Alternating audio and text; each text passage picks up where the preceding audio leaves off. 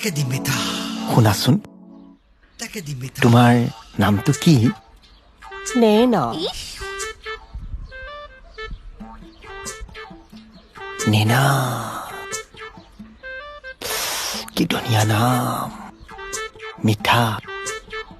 তোমাৰ নিচিনা জানা তুমি যেনেকৈ মিঠা তোমাৰ নামটো মিঠা নে না চবেই কয় মোৰ নামটো ধুনীয়া বুলি